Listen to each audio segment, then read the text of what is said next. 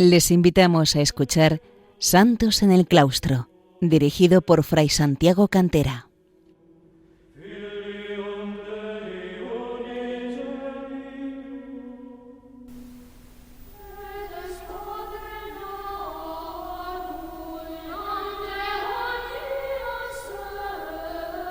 Bienvenidos, queridos oyentes de Radio María, a un nuevo programa de Santos en el Claustro, en el que entre mi hermana Margarita y yo vamos desgranando la vida de santos y santas que han brillado en la vida monástica a lo largo de los siglos.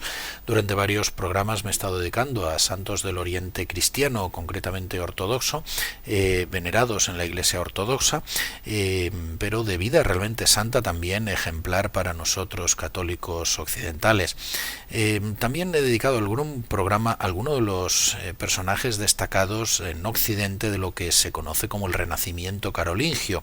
Ya uno de ellos, de un siglo posterior a la época de Carlomagno, el beato Notker Balbulus, importante musicólogo del siglo X. Vamos a hablar hoy de otro santo del Renacimiento carolingio anterior, de los siglos 8 a 9, como es San Rábano Mauro, uno de estos nombres que por su propia denominación a los españoles nos puede causar indudablemente cierta gracia, ¿no? El nombre de Rábano Mauro. San Rábano Mauro es, como lo definió el Papa Benedicto XVI, un personaje del occidente latino verdaderamente extraordinario y de extraordinaria cultura. Fue también conocido como Rabanus Maurus y Magnencius o Magnencius Rabanus Maurus, por haber nacido en la ciudad alemana de Maguncia.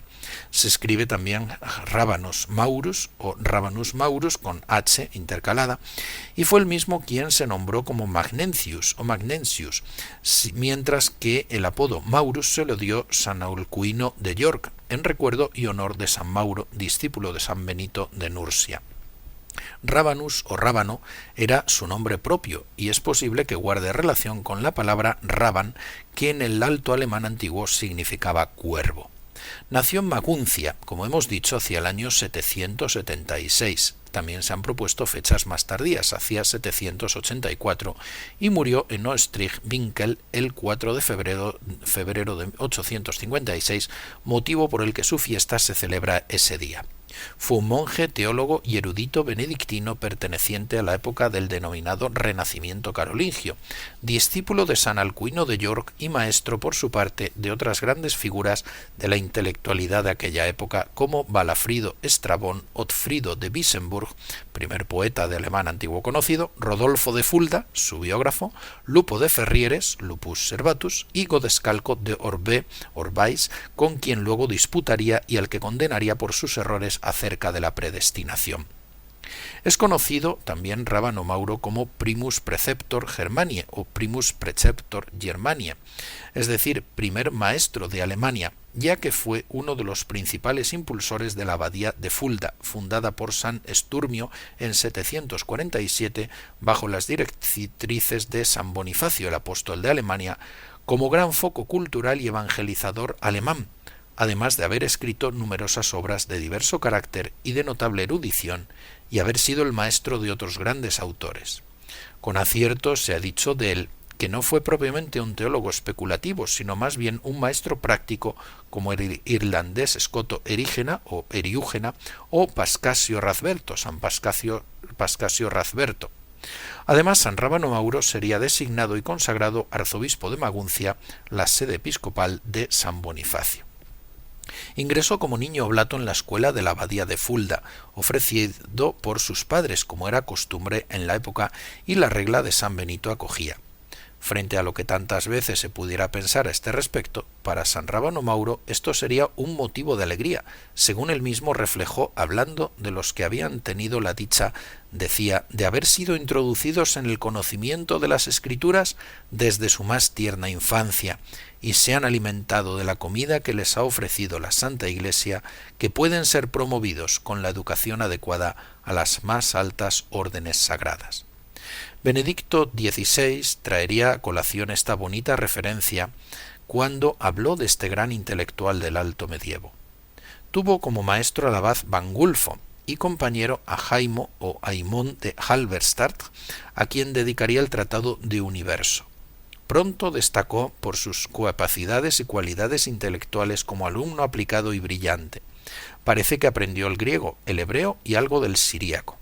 Más tarde marchó a Tours, en cuya escuela, durante aproximadamente 1 o 2 años, recibió las enseñanzas de San Alcuino de York, la gran figura promotora del Renacimiento carolingio y el mismo mano derecha de Carlomagno y configurador del pensamiento político que fundamentó el Imperio carolingio desde principios esencialmente agustinianos a la par que bíblicos y clásicos.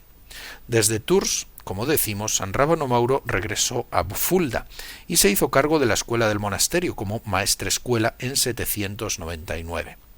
En una carta que le envió San Alcuino, habiendo vuelto ya San Rábano a Fulda, le denominaba bendito hijo de San Benito.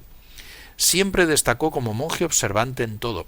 Incluso siendo más tarde arzobispo de Maguncia, mantendría la abstinencia de carne y no bebería vino, cosa permitida en la regla, aunque considera sin embargo mejor no tomarlo. Para él siempre sería fundamental cuidar la oración, pues como recordaría Benedicto XVI con las propias palabras del santo, quien descuida la contemplación se priva de la visión de la luz de Dios. Quien se deja llevar de modo indiscreto por las preocupaciones y permite que sus pensamientos se vean arrollados por el tumulto de las cosas del mundo, se condena a la imposibilidad absoluta de penetrar en los secretos del Dios invisible. Recibió la ordenación diaconal en 801 y la sacerdotal como presbítero en 814. Entretanto, en 805, el monasterio y la comarca vivieron unos momentos muy duros por el hambre y una epidemia de peste. También se sabe que más tarde el abad Radgar o Radgario se obsesionó con los trabajos de construcción del monasterio y obligó a todos los monjes a participar en ellos, llegando a cerrar la escuela abacial. El santo maestrescuela hubo de dejar entonces con gran dolor la enseñanza y le fueron arrebatados hasta sus cuadernos y notas.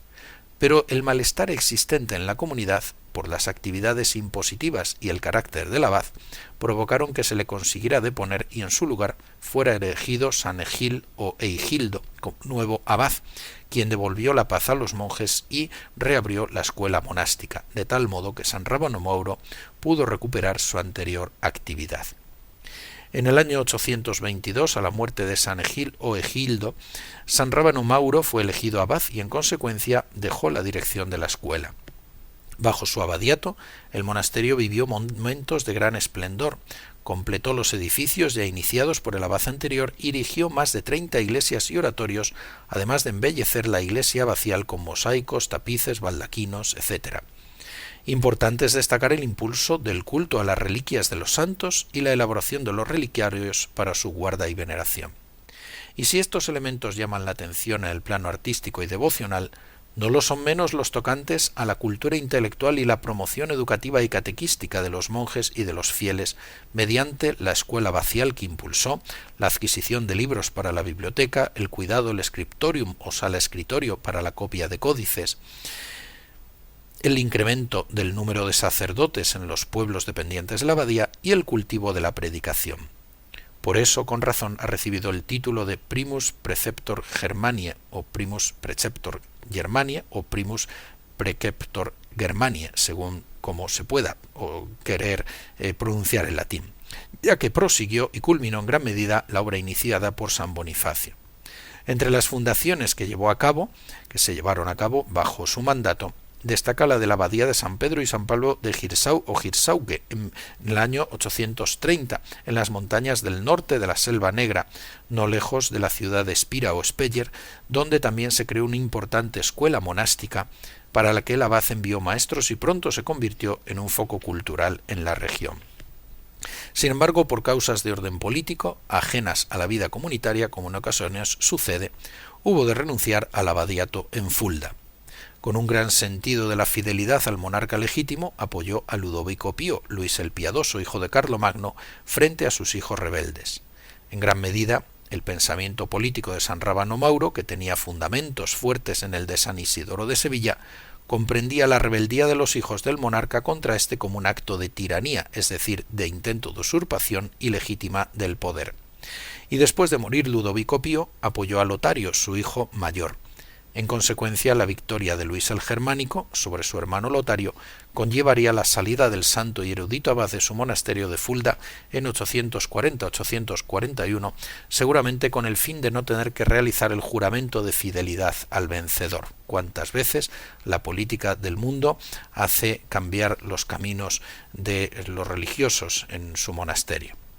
La derrota definitiva de Lotario tuvo lugar el 25 de junio de 841, pero retornó a Fulda en 841, si bien a principios del año siguiente renunciaría al cargo ante las presiones ejercidas por Luis el Germánico, y le sucedería como abad su amigo Atón, discípulo también de San Alcuino de York. Desde el 842 al 847 se retiró a Petersburgo, donde pudo dedicarse a una vida espiritual más intensa y a escribir algunas de sus obras más notables, entre ellas sobre todo el Tratado de Universo. Pudo reconciliarse, no obstante, en 845 con Luis el Germánico. En 847 fue designado para la sede episcopal de Maguncia como arzobispo de la diócesis que le viera nacer, sucediendo a Otgar. Era la sede de la que había sido obispo San Bonifacio, lo cual refuerza la imagen de San Rábano Mauro como heredero de la labor evangelizadora del apóstol de Alemania y primus preceptor Germaniae. Fue consagrado el 26 de junio de dicho año y se entregaría a este ministerio hasta su muerte, dejando fama de pastor ejemplar tras de sí. Convocó 3 sínodos provinciales, lo cual refleja el interés que tomó por impulsar la vida de la archidiócesis, y en su primer año como prelado reunió el primero de estos sínodos en el monasterio de San Albán para abordar sobre todo los temas de disciplina eclesiástica. El segundo lugar, en 848, fue para condenar la doctrina del también monje benedictino y antiguo alumno suyo Gotescalco de Orbay sobre la predestinación, por malinterpretar la doctrina de San Agustín. Y el tercer sínodo, 851 u 852, trató sobre todo de los derechos de la Iglesia frente a los poderes temporales y los temas de disciplina eclesiástica para reforma de la vida del clero. Hacemos una pausa musical escuchando el Veni Creator Spiritus, porque luego comentaremos el motivo.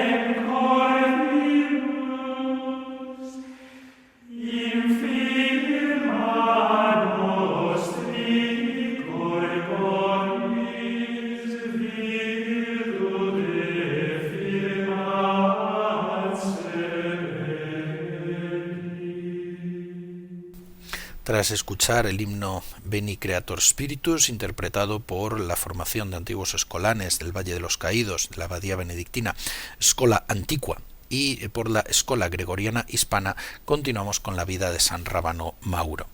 Siendo abad de Fulda y luego arzobispo de Maguncia, brilló por el ejercicio de la caridad hacia los pobres. Así, en 850 se produjo una hambruna terrible que afectó a la población y, según describen los anales fuldenses, diariamente alimentaba a más de 300 personas necesitadas.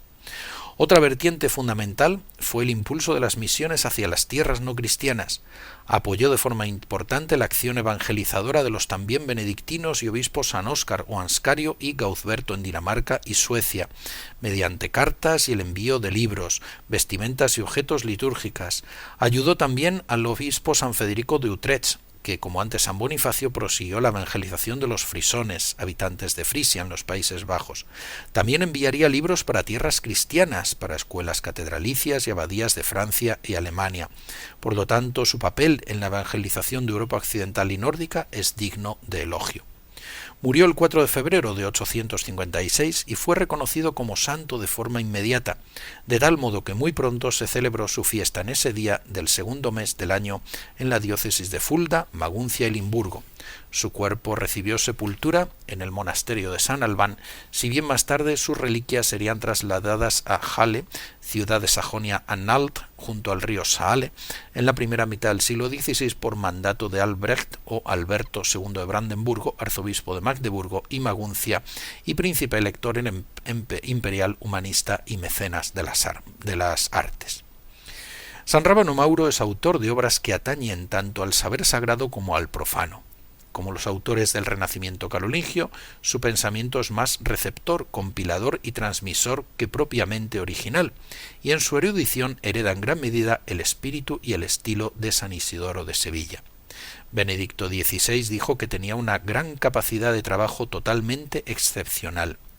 Para él, como para los autores de la época, asentarse sobre la autoridad de los antiguos, clásicos y cristianos es fundamental, y es lo que proporciona seguridad doctrinal. No se busca la originalidad, sino la transmisión de los saberes que nos legaron los grandes del pasado y la misma palabra de Dios expuesta en la Sagrada Escritura.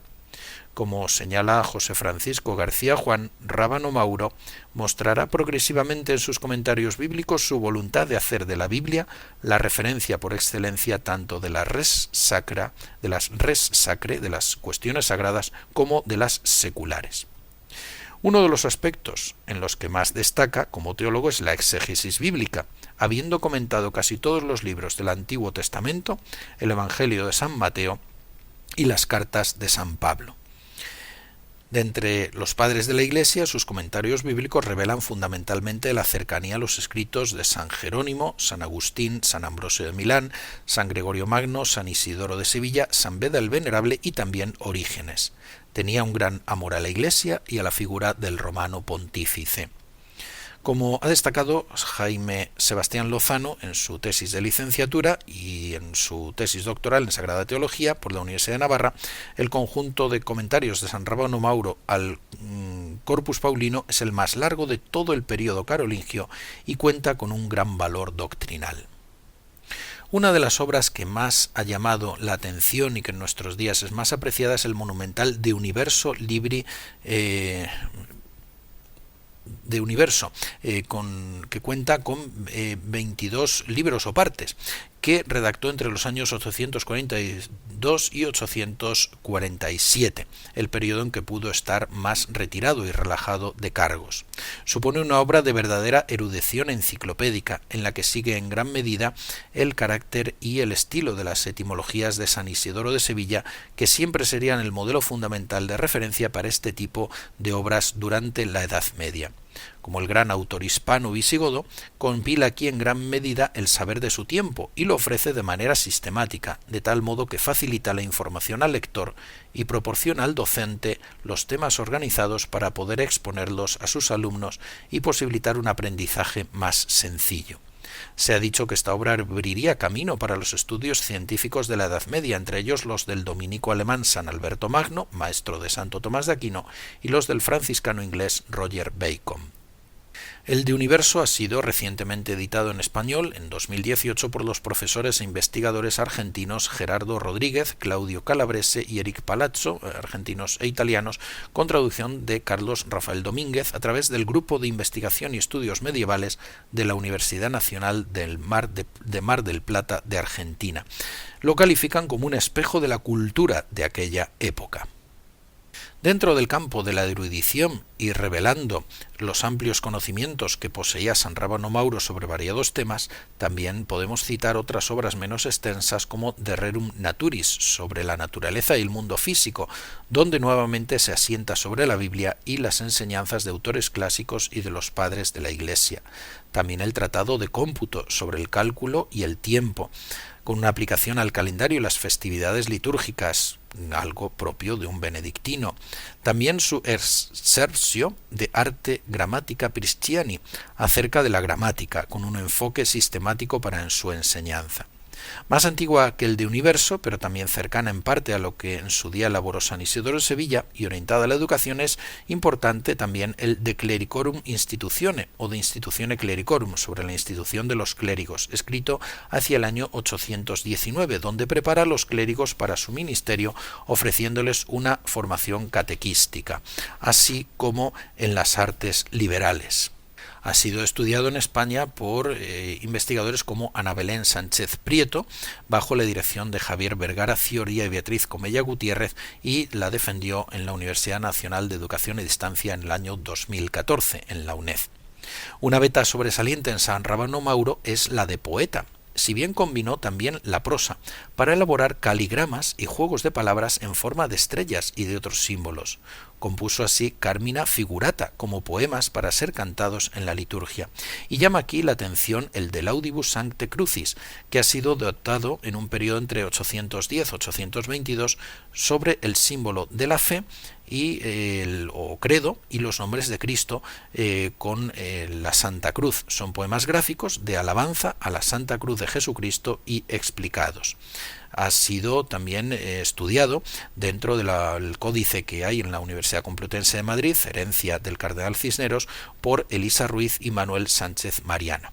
En su capacidad para la poesía es obligado señalar, como por eso hemos ofrecido el Veni Creator Spiritus, que se le ha atribuido tradicionalmente el himno Veni Creator Spiritus, una de las principales composiciones de la lírica medieval dedicadas al Espíritu Santo y que con melodía gregoriana ha venido siendo cantada desde entonces con mayor profusión para invocar la asistencia e inspiración del Paráclito, no sólo en el ámbito de la Iglesia y en la fiesta de Pentecostés, sino también en las instituciones culturales donde la impronta cristiana ha sido fundamental, como las universidades o en España la Real Academia de la Historia. Si bien no es posible asegurar plenamente que sea obra suya, lo cierto es que él cuenta con muchas probabilidades de ser su autor de entre los posibles conocidos. Dentro del ámbito hagiográfico litúrgico se le debe un martirologium o santoral. En el terreno sacramental elaboró un penitencial que en gran parte puede recoger la herencia del trabajo desarrollado por los monjes celtas irlandeses en este campo, señalando los pecados y las penitencias correspondientes para facilitar el ministerio de la confesión. Destaca también en la homilética, con 64 sermones, y en el género epistolar, con interesantes cartas a diversos personajes de la época, algunas de ellas de gran valor para conocer más de cerca los debates teológicos de la época. Por ejemplo, escribió contra los errores de Razberto en relación con el sacramento de la Eucaristía, así como contra la teoría de Godescalco de Orbé u Orbais acerca de la predestinación. Para diversión, así se dice, el rey Lotario II de Lotaringia, y por petición suya elaboró una versión abreviada de la Cena Cipriani o Cena Cipriani en 855.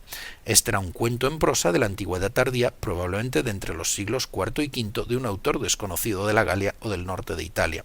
Se llamaba así porque se atribuía erróneamente a San Cipriano de Cartago, pero nada responde a este. Es un libro en el que se mezcla la alegoría, la sátira, la parodia, con varios personajes bíblicos reelaborados y estructurados en torno a un gran banquete nupcial ofrecido por el rey Joel de Oriente en la ciudad de Cana de Galilea, escenario en el que van apareciendo personajes del Antiguo y del Nuevo Testamento, desde Adán y Eva hasta Jesucristo mismo y la Santísima Virgen María. El sentido de la obra, como señaló San Rábano Mauro, era didáctico y mnemotécnico, para recordar mejor a las grandes figuras bíblicas con un tono de gran humor. Es importante resaltar a San Rábano Mauro como defensor de la doctrina católica ortodoxa de la predestinación frente a los errores heréticos sostenidos por su antiguo alumno y también monje de Fulda, Godescalco de Orbais u Orbé. San Rábano Mauro no destaca por haber desarrollado un pensamiento político tan notable como el de su maestro San Alcuino de York. Más bien prosiguió su línea de configuración de los fundamentos bíblico-cristianos y clásicos del Imperio carolingio, con una fuerte impronta agustiniana, lo que se ha denominado como agustinismo político. En sus comentarios al Corpus Paulino, y en concreto a la Carta a los Hebreos, recuerda cómo los súbditos deben ser obedientes a los príncipes en su difícil misión de gobernar, y los gobernantes deben ser vigilantes y conscientes de sus responsabilidades sin afán de venganza y con la confianza puesta en Dios, que se ocupará de hacer justicia. A la emperatriz Judith de Baviera, segunda esposa de Ludovico Pío, dedicó sus comentarios a los libros de Judith y Esther y presentaba a estas santas mujeres del Antiguo Testamento como modelos tanto para los hombres como para las mujeres, resaltando que vencieron a sus enemigos espirituales con su energía, pero a sus enemigos temporales los vencieron con la solidez de su juicio. Con respecto al tema de la predestinación que hemos señalado antes, su doctrina, como la de San Igmaro de Reims, es propiamente que Dios quiere la salvación de todos los hombres, Cristo murió por todos. Existe una predestinación basada en la presciencia de Dios, que lo conoce todo, pero no contraria a su deseo de salvación universal. La voluntad permanece libre después del pecado original, si bien debe ser santificada y movida por la gracia de Dios. Así, San Rábano Mauro detestaba la herejía y venía a considerar a los heresiarcas o cabezas de movimientos heréticos como anticristos. Pues aquí te concluimos este programa, queridos oyentes de Radio María. Saben que lo pueden escuchar de nuevo si lo desean en el podcast y que pueden escribir si lo desean a santosenelclaustro@radiomaria.es. Que Dios les bendiga.